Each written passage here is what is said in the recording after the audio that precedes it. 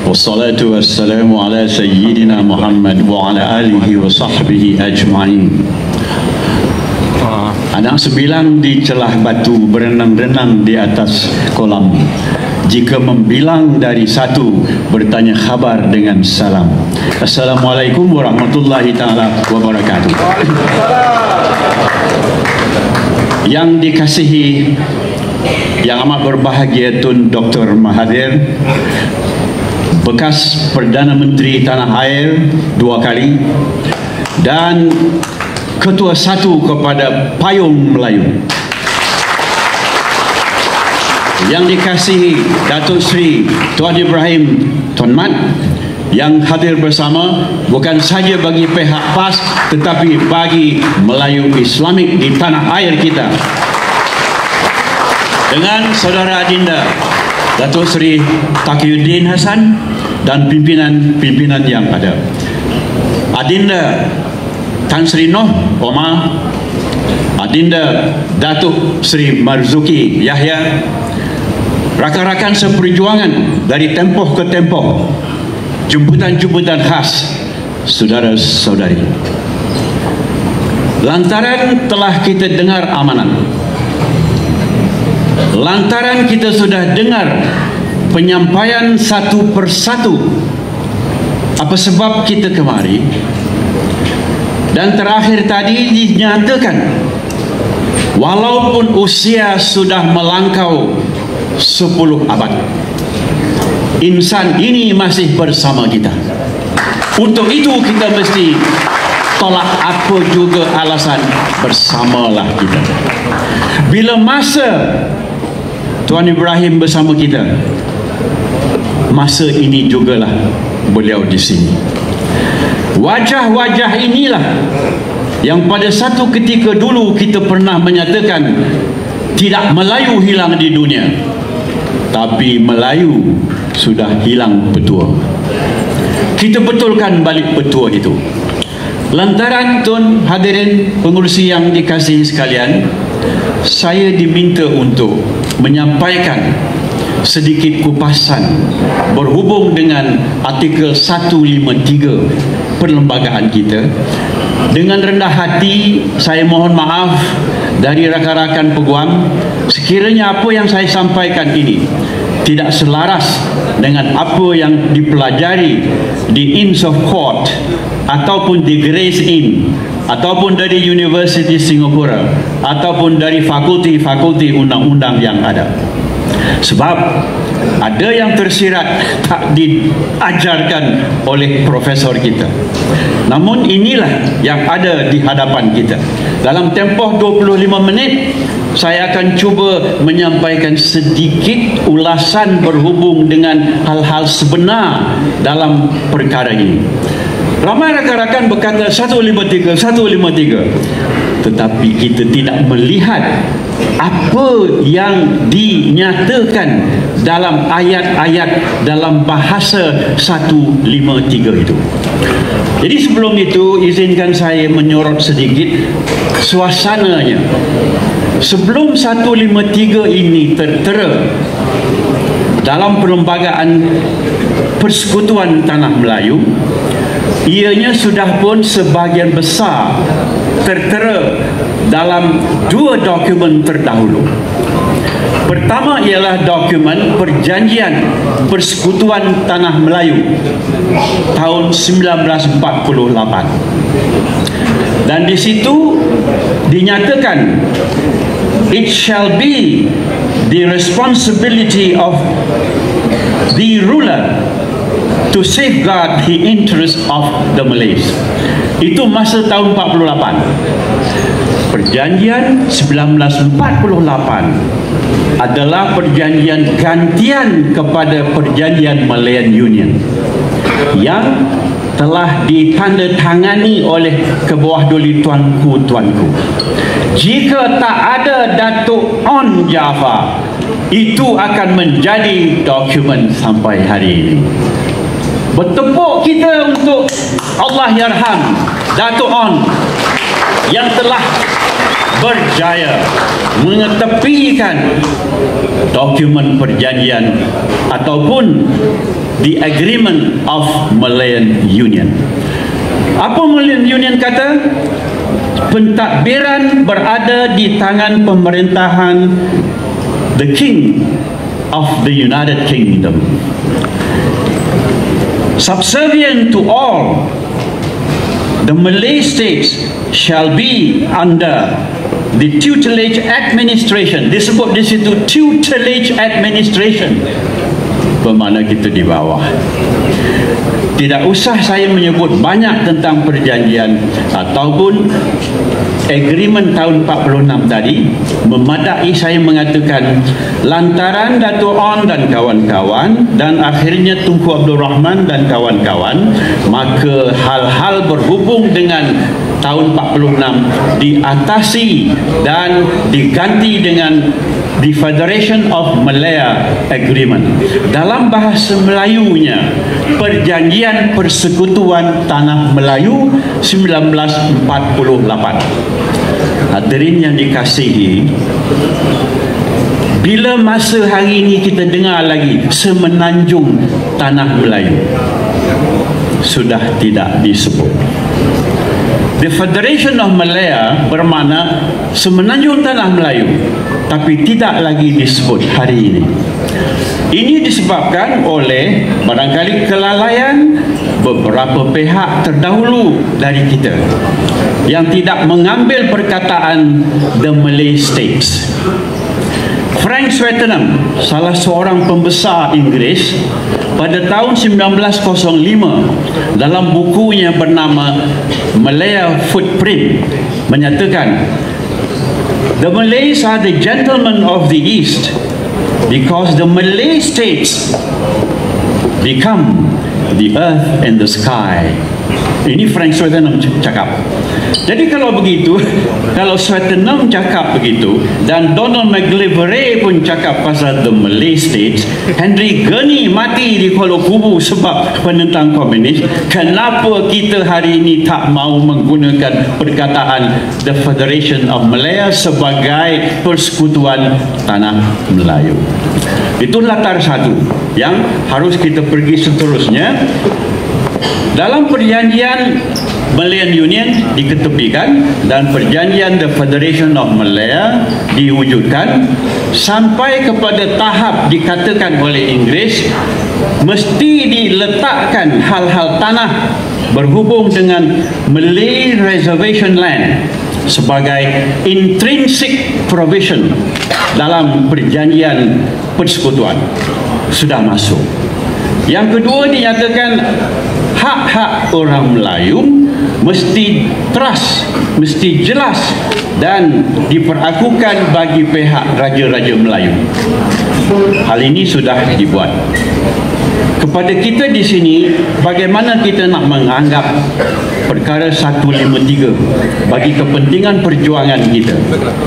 Ada beberapa hal yang harus kita perlakukan. Pertama ialah Inggeris berasa bahawa pada tahun 48 lagi kemarahan populasi Cina bertambah.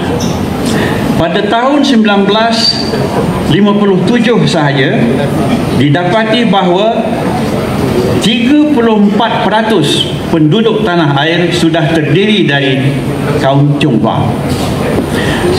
Pada tahun 1921, yakni 12 tahun sebelum itu, dengan lombong biji, dengan keadaan-keadaan ekonomi dibawa oleh Inggeris, China sudah meningkat kepada 24%. Dari 24% tahun 1921 hingga kepada tahun 1934, maka Inggeris terasa jika Melayu ini tidak diintrinsikkan peruntukannya dalam perjanjian-perjanjian, maka Melayu akan berasa susah.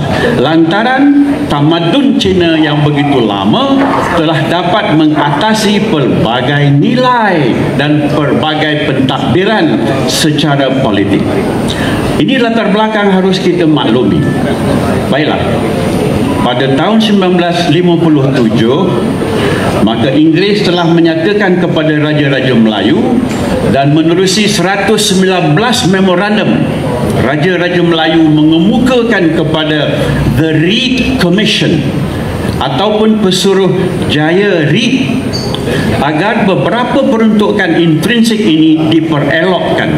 Satu daripadanya ialah tentang perkara 153. Kedua ialah tentang perkara yang disebut sebagai bersatunya Raja-Raja Melayu. Sekarang diletakkan di bawah perkara 38 perlembagaan kita. Apa yang disebut MRR, Majlis Raja-Raja. Jadi masa kala kita menyatakan tentang pentingnya 153 tadi, kita tak boleh lupa tentang MRR, Majlis Raja-Raja. Jadi antara Majlis Raja-Raja dengan perkara 153 ada simbiotik proses dan progres. Yang ini sejarah harus kita maklumi dan fahami bagaimana perkara 153 ini telah diletakkan dalam perlembagaan. Hadirin yang dikasihi sekalian, berapa kali nama yang di-Pertuan Agong disebut dalam perlembagaan hari ini? 320. Yang di-Pertuan Agong, yang di-Pertuan Agong, yang di-Pertuan Agong, 320. Berapa kali perkataan Melayu disebut dalam perlembagaan yang ada pada hari ini? 90. Berapa kali perkataan Cina disebut? Tak ada. Berapa kali disebut perkataan India, masyarakat, citizens from India? Tak ada. Inilah dalil menyatakan sambut kepada ucapan Tun sebentar tadi dan saudara pengurusi bahawa Melayu itu intrinsik dalam tanah air mereka. Intrinsik berarti macam kita kata sebati lah ya, tak boleh disisihkan. Lantaran keadaan diraja kita, ini berterus terang juga kita sebutkan, tidak sekalipun perkara 153 tadi dibincang di Majlis Raja-Raja. Kami sudah lihat menerusi research, tidak ada disebut, tidak ada diolah dan tidak ada diberi galakan.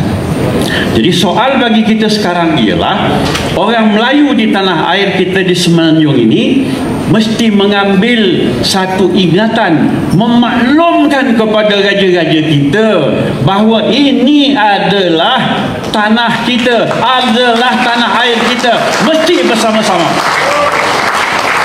Apabila itu sudah ada, perkataan tuanku yang di-Pertuan Agong tadi ada makna. Dan seharusnya lepas convention kita ini, wakil-wakil kita, termasuk Tun ke ataupun kawan-kawan kita dari PAS, dari Bersatu, dari parti-parti yang lain, menghadap Tuanku Agong, menyatakan tak boleh lagi kebuah duli tuanku diam-diam pasal 153. Itu langkah yang seharusnya kita fikirkan bersama. Hadirin yang dikasihi, saya ingin mengolah sedikit berhubung dengan 153 sifatnya. Ini disebut sebagai sifat garanti atau jamin kepada penduduk tanah air kita bernama Mim Lam Alif Ya Waw, orang Melayu. Satu ialah ia merupakan trust kepada tamadun, kepada pentadbiran, kepada raja, kepada kebudayaan dan kepada pentadbiran. Jadi hal ini macam mana kita nak terjemah sekarang? Dalam undang-undang yang maharajalela ialah perkataan. The greatness of the Constitution lies with the word. Jadi sekarang perkataan-perkataan sudah ada. Orang nak buat kerja sudah ada, tetapi tidak dilaksana. Sebut dasar ekonomi baru, cuba tengok buku terbitan tahun 1990, tak ada satu pun perkataan 153. Semua seolah-olah terbitan daripada pihak-pihak tertentu. Sesungguhnya harus kita kenakan satu caveat. Ini diperbuat di bawah kuat kuasa perkara 153 atas sekali. Ini kita buat. Jadi kalau ada sifat ini di kalangan orang Melayu kita di daerah-daerah, di Kelantan, di Terengganu semua, bila kita turun macam Tun sebut tadi, mereka ada benda nak pegang. Ini hak kita. Bolehkah ini dipindah? 153. Jawabnya tak boleh. Selagi Raja-Raja Melayu tak setuju. Bermakna satu jaminan. Dan di sinilah harus kita lihat hal-hal berhubung dengan peruntukan-peruntukan terbitan yang perlu kita ambil sedikit fahaman. Pengurusi yang membuat undang-undang ini ialah bernama Lord Reed. Di bawah Lord Reed ada Ivor Jennings. Di bawah Lord Jennings bernama William Sekta. Di bawah Sekta ialah Hakim Abdul Malik dari Pakistan. Orang-orang ini telah membuat kajian supaya the Malay community becomes the supreme community of Peninsula Malaya pada masa itu. Jangan lagi kita sudah lupa hal ini, jadi kita ungkitlah balik muka-muka surat lama ini dan kita jadikan sebagai perjuangan. Sekarang saya pergi kepada hal-hal berhubung dengan perkara 153 itu sendiri. Sebab kita banyak memberi uraian, kita banyak memberi faktanya, dan Lord Reed pun sudah berkata it now becomes the document for the Malay states. Perkara pertama ialah 153 mengatakan menjadi tanggungjawab yang di-Pertuan Agong untuk melindungi kedudukan istimewa orang Melayu dan anak negeri mana-mana antara negeri Sabah dan Sarawak, dan kepentingan sah kaum-kaum lain mengikut pemikiran perkara ini. Ini adalah 153. Yang saya kurang seronok ialah tentang kaum-kaum lain mengikut peruntukan perkara ini. Ini dimasukkan kemudian oleh satu jawatan kuasa besar sebelum kita merdeka. Tak mengapalah. Ini bermakna sementara kita membuat untuk hak orang Melayu, kita fikirkan sedikit tentang kaum-kaum lain. Berkata Inggeris, fair enough, kita buat. Soalnya, berapakah undang-undang yang kita dah buat di bawah 153? Setahu saya tak ada. Jadi kalau tak ada, bermakna kita dah ketinggalan. Kenapa kita tak boleh sebut saja sebagai preamble atau sebagai mukaddimah? Ini diperbuat di bawah perkara 153. Habis cerita. Dan kita pun mau tanya, banyak kalikah atau adakah atau tak pernahkah disebut tentang 153 dalam majlis raja-raja? Setelah kami buat kerja rumah, tak ada. Timbullah perasaan kita sekarang, iaitu apa yang diungkapkan oleh Tan Sri Noh dengan Tun tadi, dengan perjuangan yang dah dibuat tadi, dan dengan isian kata-kata diperbuat oleh saudara-saudara yang telah mencerminkan kehendak ini, dibangkitkan balik perkara 153. Para ini saja dulu. Kemudian para ini mengandungi lebih kurang 8 peruntukan yang penting, dan kesemuanya memberi satu tenaga sangat besar kepada umat masyarakat Melayu Islam di tanah air. Saya mencadangkan supaya peruntukan-peruntukan ini kita sebarkan ke bawah. Ketahui oleh anda, ini hak kita, ini perjuangan kita, ini yang perlu kita buat. Anda bersatu ke atau pihak pakai ini dalam perjuangan masa depan, agar raja-raja Melayu gembleng balik tenaga mereka melihat ini balik. Dan barangkali yang bahagia Tun dengan rakan-rakan boleh bertemu dengan yang di-Pertuan Agong, di mana letaknya ini sekarang, di pohon, supaya diberi jawatan tangan dan bersama raja dengan rakyat menggemblengkan balik 153. Sebab dalam perlembagaan kita ni, antara raja dengan rakyat mesti bersama. Orang Melayu dengan raja je. Kalau kita saja dengan politik dan orang-orang yang dinamakan Raja Melayu tidak bersama, kita tak dapat berjuang. Maklumkan dan kita jalan. Maklumkan dan kita jalan. Jadi sekarang kita pergi kepada hal-hal yang seharusnya kita ambil berat, masa pun sudah kita banyak, berhubung dengan apakah yang patut kita lakukan dalam bentuk kerjasama dan juga dalam bentuk kita mengisi kekosongan-kekosongan yang ada.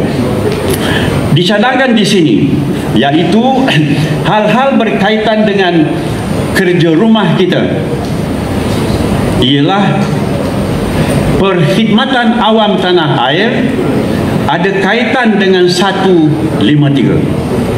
Banyak manakah perkhidmatan awam kita yang 95% orang Melayu memainkan peranan di sini? Tidak ada.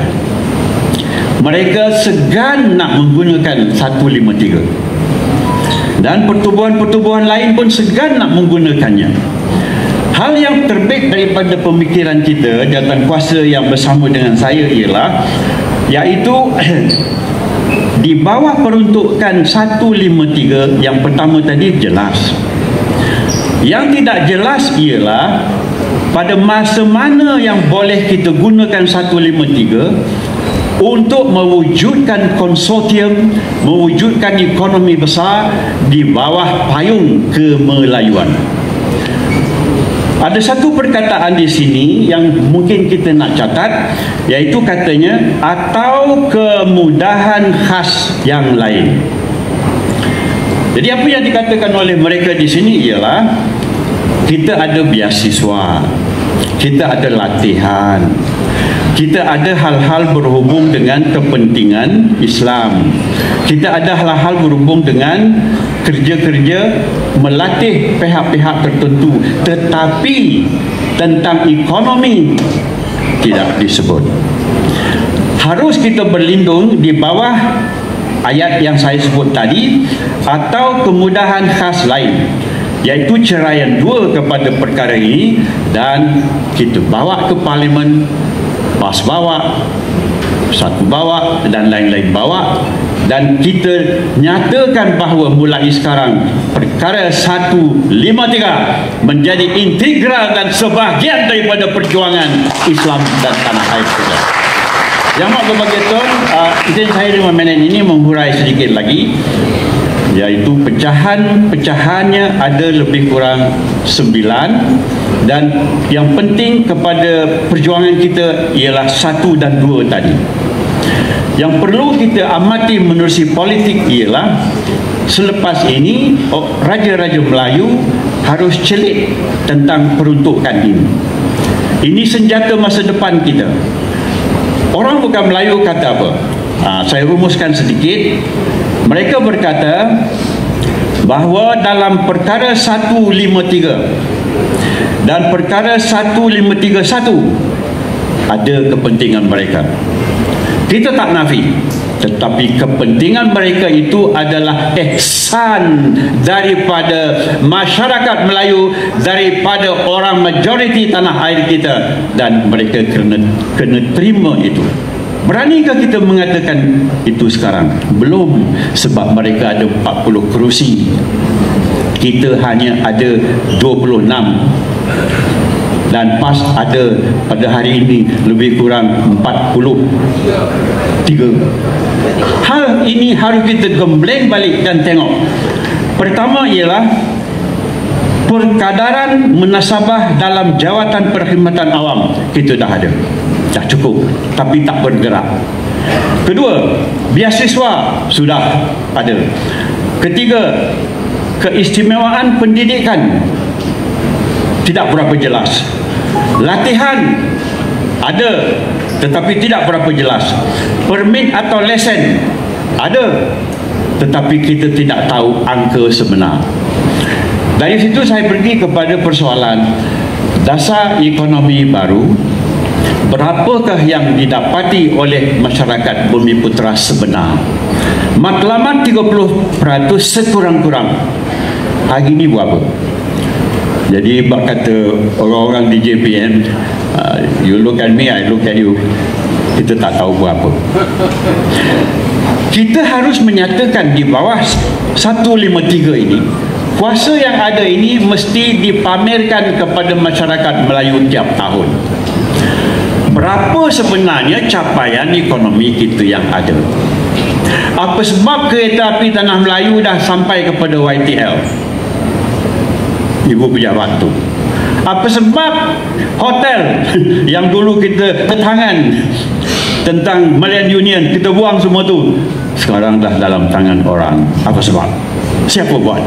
Barangkali ini harus dinyatakan di bawah perkara yang kita sedang bincang ni. Itu kelemahan kita. Harus kita lihat ke depan. Yang di Pertuan Agong harus kita rapati menggunakan, sebab namanya telah disebut tadi 320 kali dalam perlembagaan kita. Jangan ada jurang antara kita orang Melayu dengan yang di Pertuan Agong. Jangan hanya Anwar Ibrahim yang boleh berjumpa dan bersembahan dengan beliau. Hanya kita pula harus terbuka kita orang. Tun kata tadi, beliau dah sekian usia, beliau segan nak sebut tu dah 100 lebih dah. Tapi ini punya semangat kita harus lampini dengan sokongan dan dokongan. Melayu untuk tanah air kita.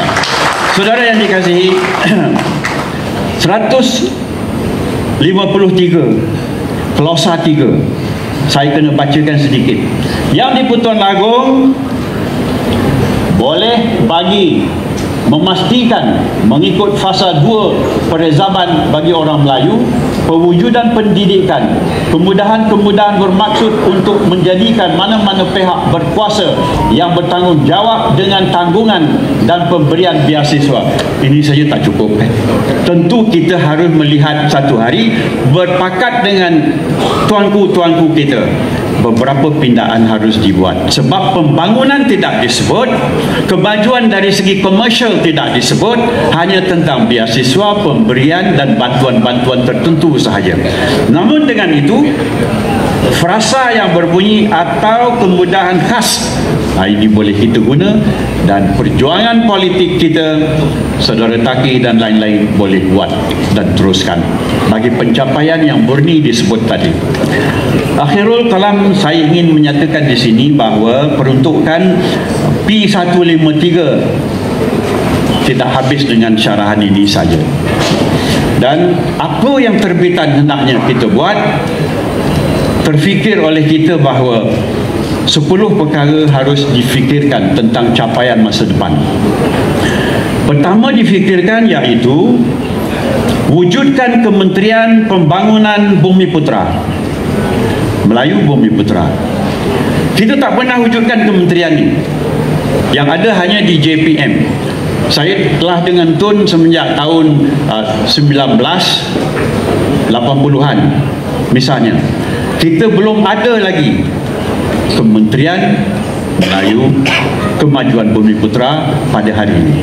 Berani kita hendaknya mewujudkan Kementerian Pembangunan Melayu Bumi Putera. Berani atau tidak? Ini soal kita. Sekiranya kita mempunyai kemahuan, mesti berani. Sekiranya kita tak berani di situ, payah kita nak meneruskan perjuangan kita di bawah Perdana Menteri yang baru, bukan yang sekarang.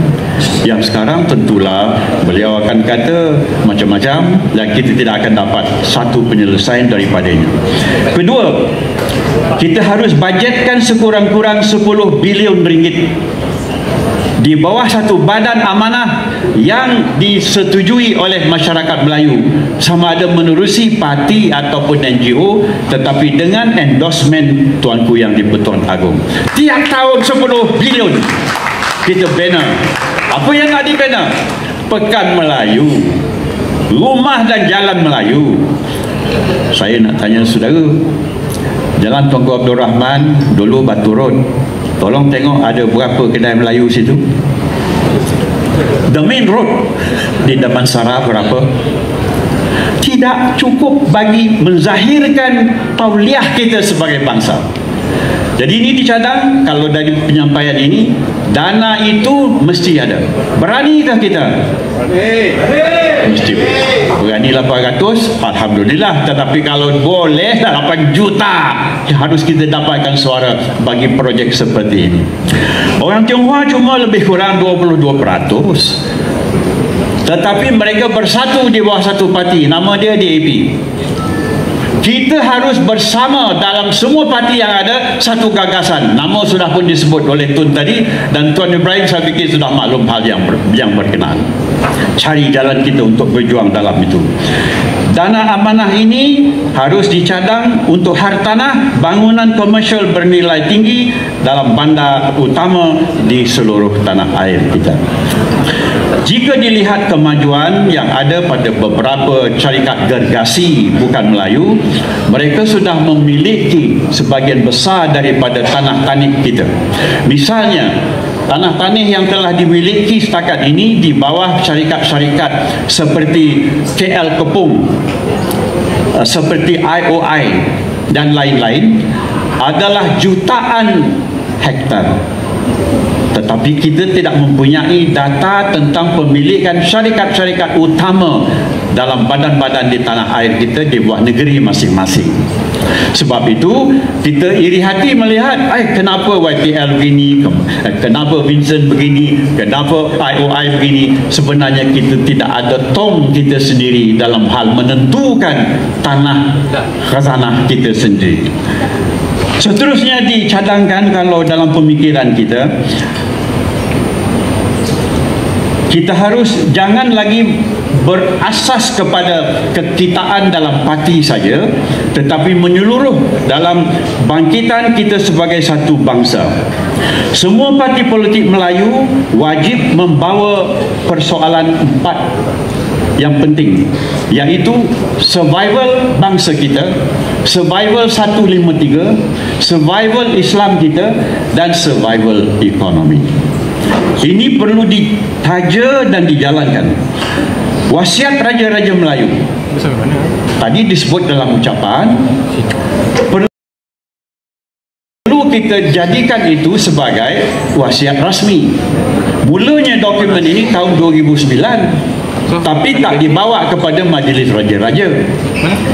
Berani kita hendaknya membawa dokumen ini. Sekiranya Raja-Raja bersetuju, kita terus masukkan beberapa peruntukan lagi dan dijadikan sebagai piagam Raja-Raja. Bagi kita, piagam yang kita putuskan di sini untuk jelajah ke bawah dan bawa mesej pembaharuan ekonomi dan budaya. Akhirnya saya ingin menyentuh tentang pembunuhan budaya Melayu yang dibuat dalam pemerintahan Datuk Seri Anwar Ibrahim. Saya dengar tadi sebanyak tu kita bersyarah, nama dia langsung tak sebut, biar saya sebut. Saya dapati daging babi dengan supnya dah jadi warisan. Laku teh, bunyinya pun tu, tapi dah jadi warisan. Tak ada satu pun parti kita yang bangkit mengatakan get rid of this from the warisan list. Tak ada. Jadi sekarang dah jadi warisan. Saya tak boleh nak cakap lebih pada itu sebagai bekas Menteri Budaya selain menyatakan kita sudah alba.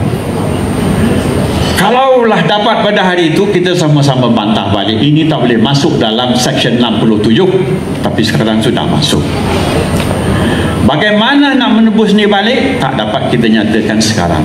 Tolong beritahu berapakah latihan kebudayaan yang dibuat oleh kerajaan Madani pada hari ini? Tidak ada. Apakah peruntukan untuk memuzikakan ataupun membudayakan peninggalan orang Melayu di Kelantan, di Terengganu, di Melaka dan lain-lain? Semua tidak ada. Ini sudah cukup menjadi bahan bagi kita untuk berjuang di samping 153 tadi, dan sekutu kita lepas ini ialah diri kita sendiri, bukan orang lain. Kalau kita tak buat ini, orang lain tidak akan buat. Oleh kerana rakan-rakan lain akan menyambung penyampaian yang bermula dari 153 ini, kita akan dengar dan kemudian dirumuskan hendaknya landasan, jalan dan masa depan yang harus kita sama-sama terokai. Sifat yang ada pada kita sekarang sudah cukup tampaknya, tinggal lagi kita kurang modal. Oleh kerana kurang modal ini, kita tinggikan semangat lebih daripada yang lain. Yang ada di depan, yang ada di belakang, genaplah rasanya bistro ini dipenuhi pada hari ini. Membatai bagi saya menyatakan, iaitu digantang padi bukit, dijemur di kumpulan, digegar bumi dan langit, jatuh bintang dan bulan. Ini bukan bulan yang nak diperasakan sebagai lambang. Semua di angkasa kita pegang lepas ini. Dan dengan itu saya harap perjumpaan kita, hormat kepada Tun, hormat kepada Tun Ibrahim dan kawan-kawan, tahniah kepada pengurusi, dan kita jalankan tugas kita. Assalamualaikum warahmatullahi taala wabarakatuh. Terima kasih.